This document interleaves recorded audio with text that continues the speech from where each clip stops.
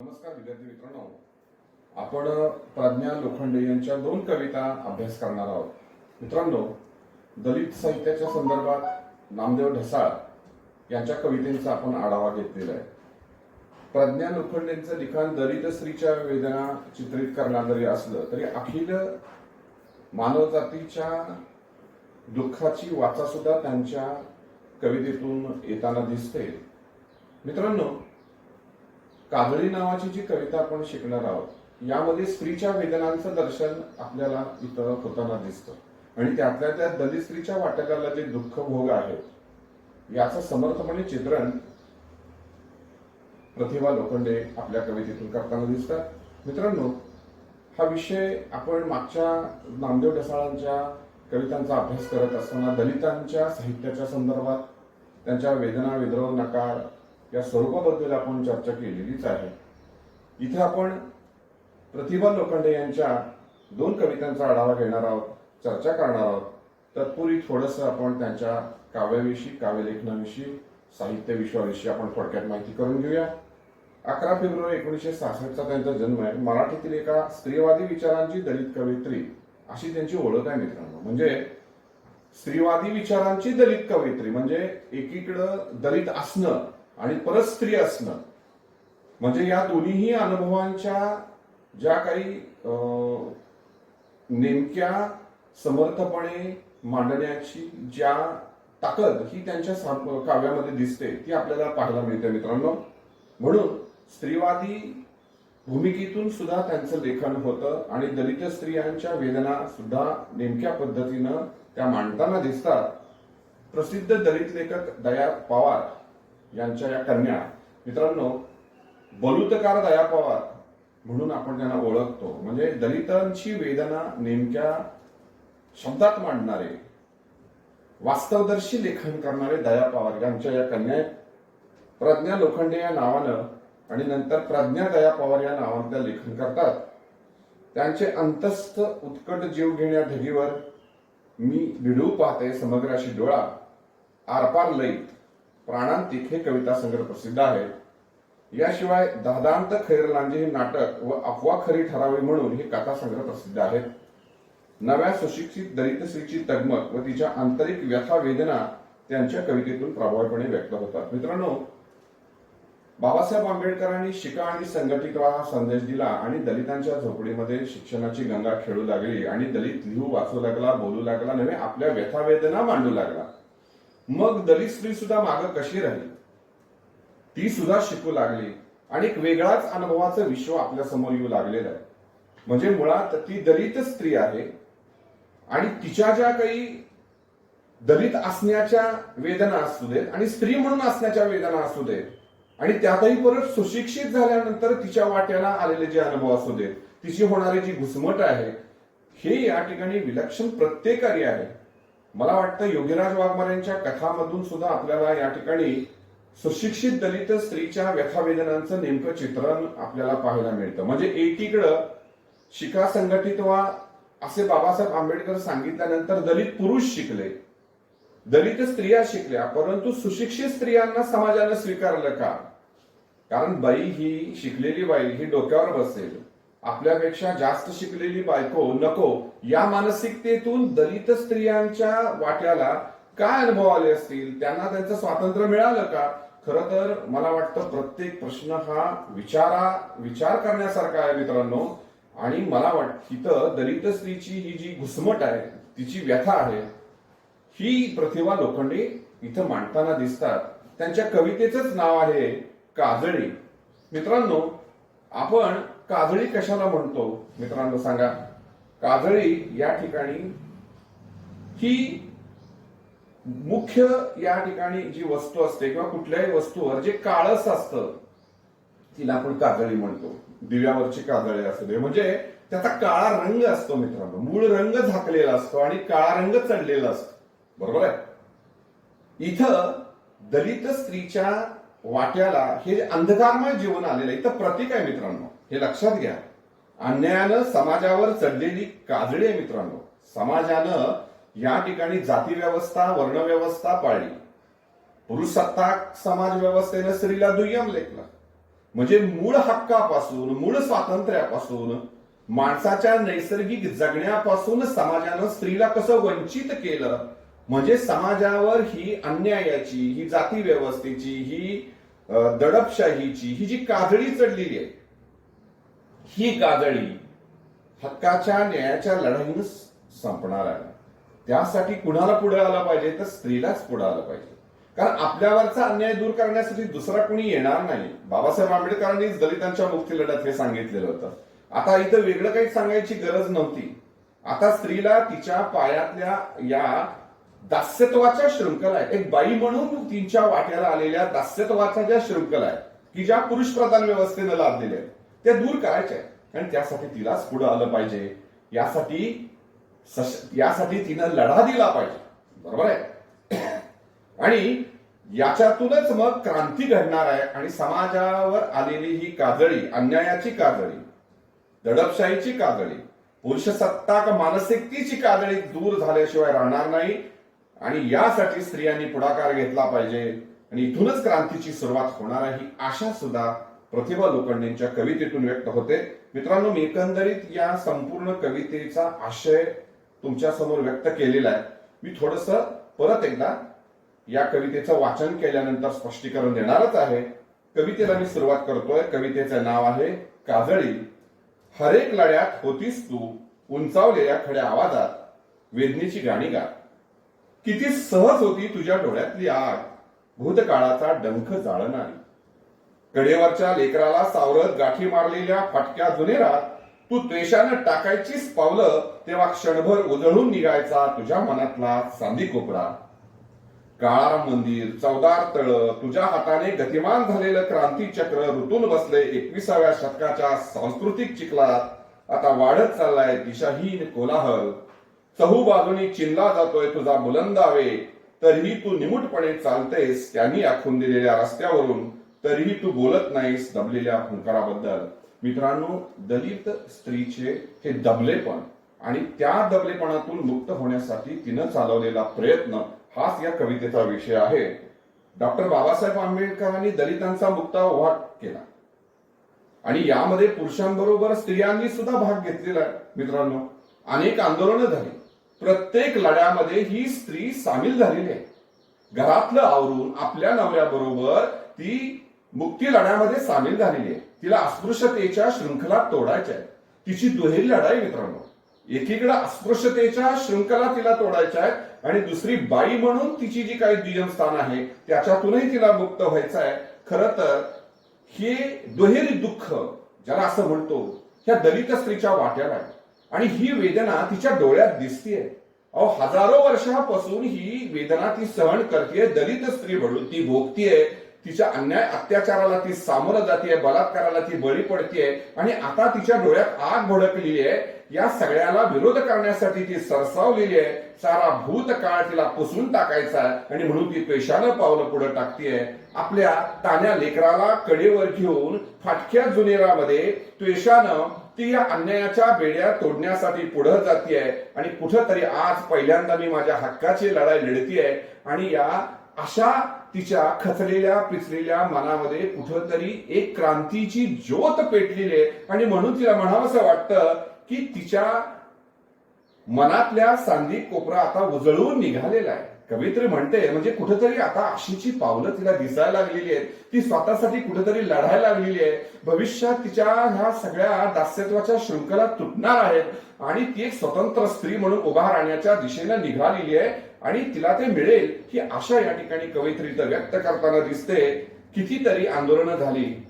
1932 काळाराम मंदिराचा प्रवेश असो की 1927 महाडच्या सत्याग्रहाचा प्रवेश असो, बाबासाहेबांच्या या आंदोलनामध्ये स्त्री तितक्याच तडफेनं सामील झालेली आहे.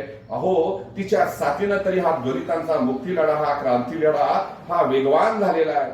या लढ्याला बळ मिळालेलं आहे. खरं तर जात पात धर्म या भारतीय समाज व्यवस्थेतला हे अत्यंत हिंदू धर्मातली एक ज्याला असं म्हणूयात की डाग आहे. हा डाग कलंक आहे. तो पुसल्याशिवाय या ठिकाणी हिंदू धर्माला पावित्र्य येणार नाही. खरं तर 21व्या शतकामध्ये असा विचार करणं हेच किती चुकीचं आहे. आम्ही मात्र जातपातीच्या धर्माच्या या बेड्यामध्ये अडकून पडतो. मनातल्या या बेड्या जेव्हा तुटतील तेव्हाच कुठं आम्ही या मानव म्हणून उभा राहू शकू. आणि यासाठी लढ्याची गरज होती. याच लढ्यासाठी ही स्त्री सरसावलेली आहे.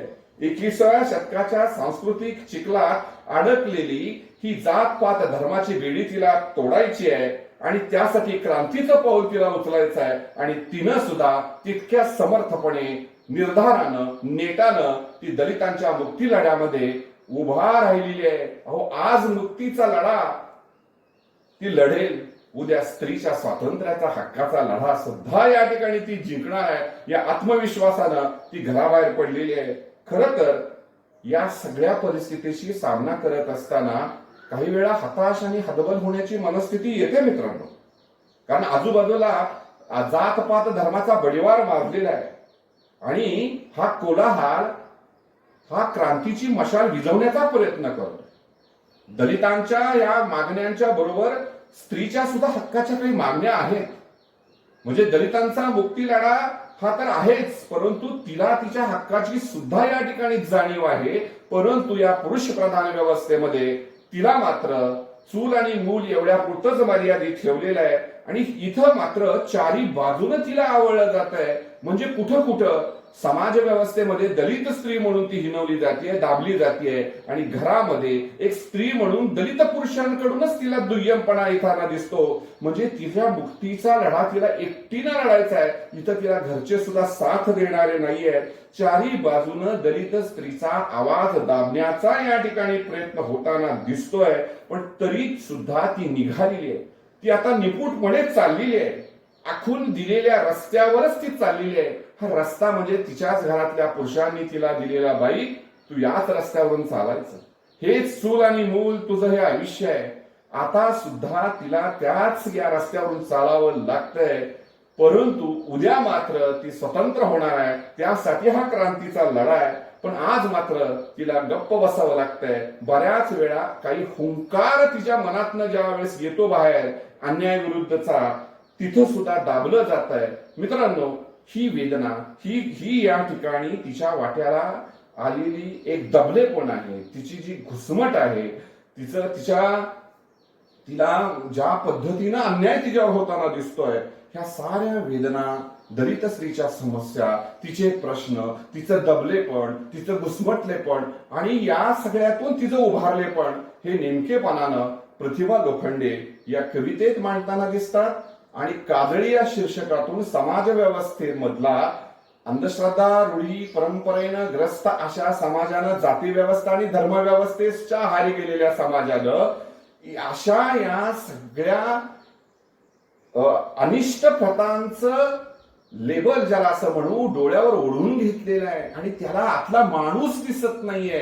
या माणूस दिसण्यासाठी ह्या सगळ्या प्रथा, परंपरा, हे सगळं दूर गेलं पाहिजे. जाती व्यवस्था नष्ट झाली पाहिजे. माणूस म्हणून जगता आलं पाहिजे. आणि सगळ्यात म्हणजे स्त्रीला माणूस म्हणून समजलं पाहिजे. यासाठी तिचा लढा आहे, स्त्रीच्या मुक्तीचा लढा आहे. आणि ह्या अन्यायाची मुळं जी समाजावर जी आलेली काजळी आहे ती दूर झाली पाहिजे. आणि ती आपल्याच प्रयत्नानं दूर होणार आहे.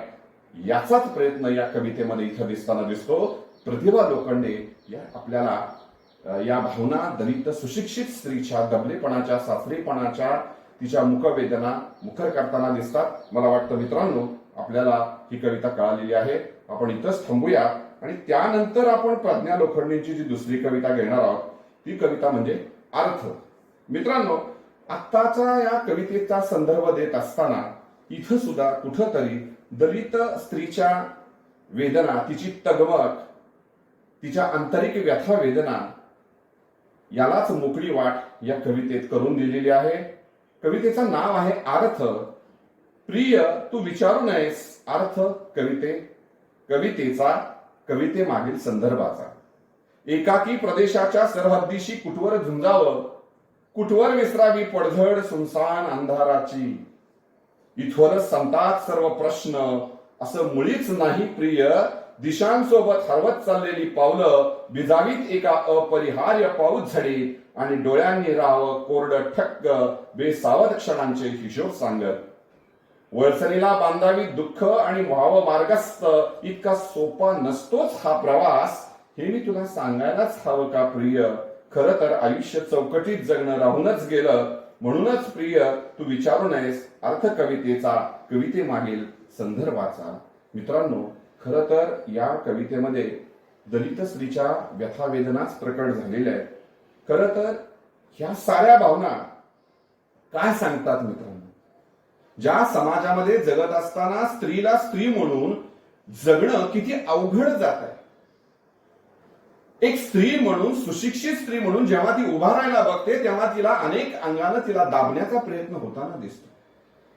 ज्या हिंदू समाजात जन्माला आल्यानंतर एक अस्पृश्यतेचं लेबल लावून टाकताना, अस्पृश्यतेचं दुःख भोगत असताना दुसरीकडं एक सुशिक्षित स्त्री म्हणून तिच्या वाट्याला आलेलं एक अवहेलना आणि दुसरीकडं एक स्त्री म्हणून तिला मिळणारी ती दुय्यम वागणूक, या सगळ्यातून तिला मार्ग काढत काढत लढायचंय, जायचंय आणि तिथं मात्र चारी बाजूने ती दबली जाताना दिसतेय. आणि मग मात्र तिचा हा एकाकी प्रवास आहे. तिला एकटीलाच तो लढायचा आहे, तिला एकटीलाच तो झुंजायचा आहे. बऱ्याच वेळा झुंजत असताना पडझड होताना दिसते मित्रांनो, सुनसान अंधार होताना दिसतोय, पण त्यातूनच तिला मार्ग काढायचा आहे. तिचे प्रश्न हे न संपणार आहेत, तिच्या वाट्याला आलेल्या समस्या न संपणार आहेत आणि हे सगळं तिच्या वाट्याला आलेलं आहे ते तिला संपवायचं आहे. खरं तर काही वेळा असं वाटतं की आपण आता संपलो किंवा आता आपल्याला वाटच सापडत नाही, आपल्याला दिशाच आपल्या समोर नाहीये.